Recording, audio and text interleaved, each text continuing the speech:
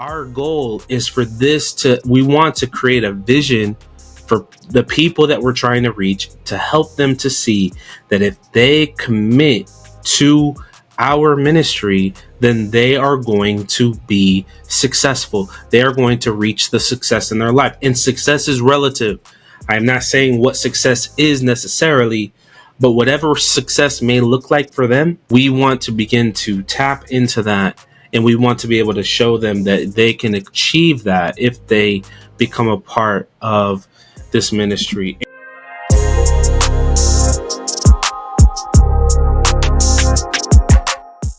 Hey, church planner, are you ready to take your church to the next level and break through those growth barriers? If so, you're in the right place. I'm Larry Williams, and on this channel, we provide practical, proven strategies to help you reach more people, grow your congregation, and make a lasting impact in your community. Whether you're just starting out or looking to expand your reach, we cover everything from digital marketing tips, community engagement, strategies, to powerful tools like demographic reports and discipleship maps to help you lead with confidence. So if you're serious about planting a church that thrives, hit that subscribe button and turn on your notification so you never miss an episode. Together, we'll unlock the secrets to effective church growth. And with the right tools, there's no limit to what God can do through your ministry. Thank you for watching, and I can't wait to see you on the inside as we break new ground one step at a time. Hello and welcome to another episode of Next Level Church Marketing Podcast, where we help church planters and leaders break through church growth barriers and go to the next level with digital strategies. I'm your host, Larry Williams, and today we are diving into the third installment of our Ideal Disciple Discovery Process series. In this episode, we're talking about how to create your ideal disciple map to discipleship, which is a crucial step in building a strong foundation for your ministry. Just to recap on what we've talked about in previous episodes, which I really encourage you to go back and watch.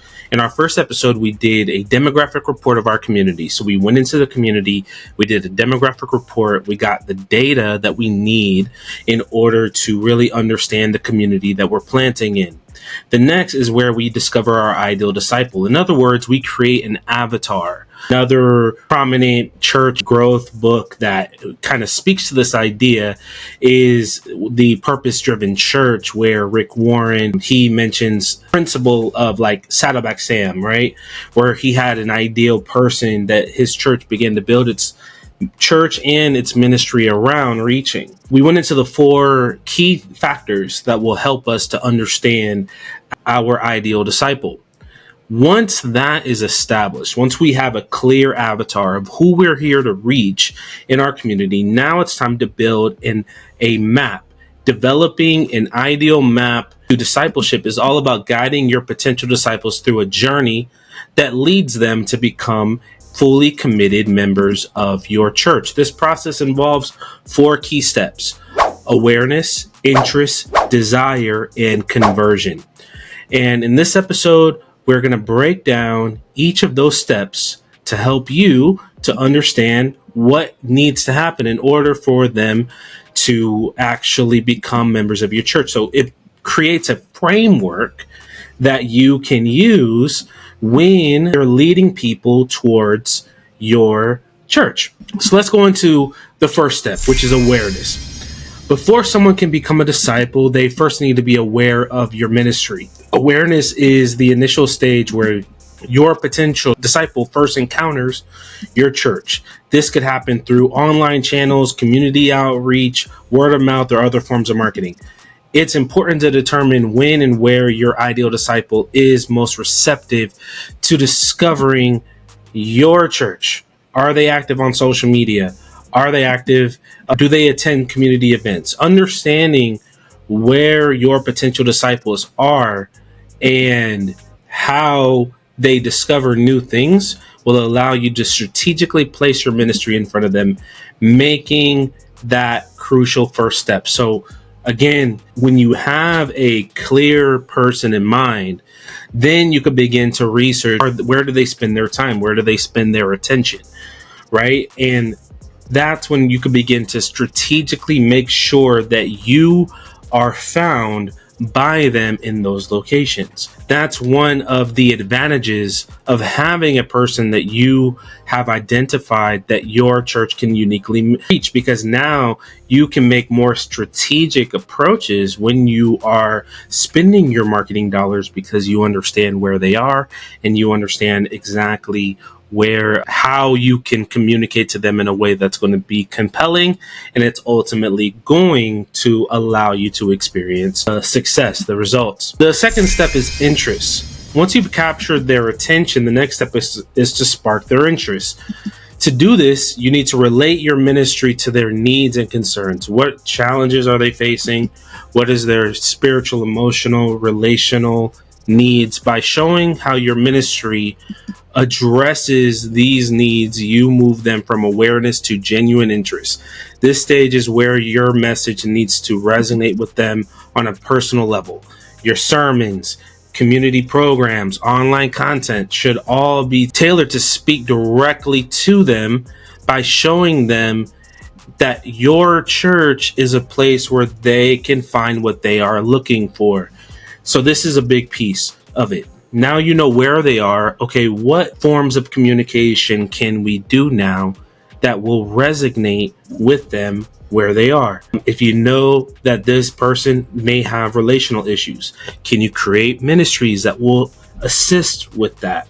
Can you create sermon series that you can create a landing page for, where they can go and watch and get other related material that will help them with that?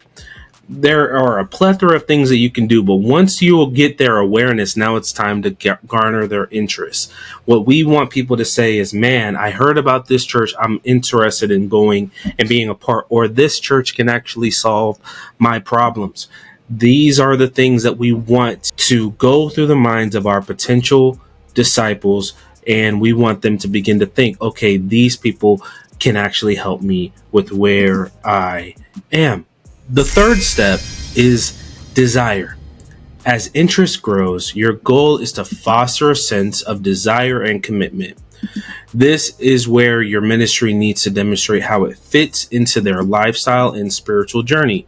How does being a part of your church enhance their life? How does it align with their values and aspirations?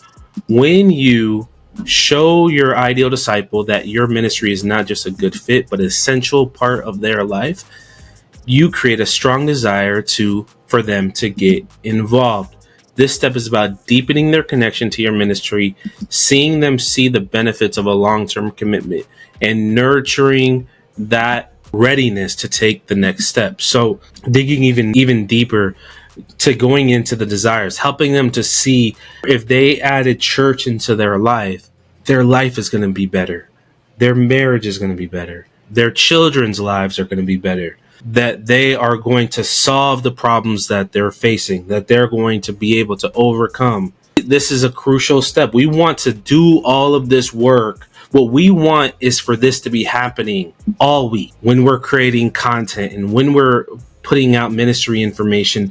Our goal is for we want to create a vision for the people that we're trying to reach, to help them to see that if they commit to our ministry, then they are going to be successful. They are going to reach the success in their life. And success is relative.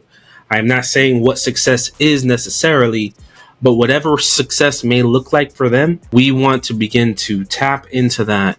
And we want to be able to show them that they can achieve that if they become a part of this ministry. And the final step is conversion.